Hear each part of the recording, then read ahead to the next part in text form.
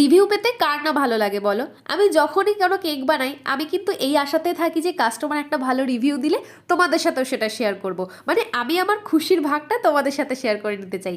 তো আমি সবসময় তার জন্য ভিডিওর শেষে সেটা মেনশনও করি। তো এখন যে কেকটা আমি বানাচ্ছি এই কেকটা নিয়েছিল একটা দিদি তাদের এঙ্গেজমেন্ট পারপাসে। দিদি একটা খুব ভালো রিভিউ দিয়েছে, সেটা আমি অবশ্যই ভিডিওতে শেয়ার করব। আর এর পরে যে কেকটা আমি বানিয়েছিলাম এই গ্রিন কালারের কেকটা, এই কেকের যে রিভিউটা পেয়েছি সেটা দেখে আমি ভীষণই খুশি হয়েছি। আর এটা তোমাদের সাথে শেয়ার না করে তো একদমই থাকতে পারলাম না। Dear sir, happy birthday to you. সে পুদিন পুদিন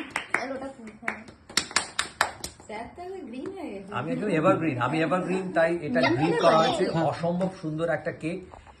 সবথেকে ভালো লাগছে যে একটা দারুণ কালারের উপরে সুন্দর ফুল, সাদা সাদা ফুল ফুটে রয়েছে। খেয়ে বলুন কিরকম। খুব সুন্দর।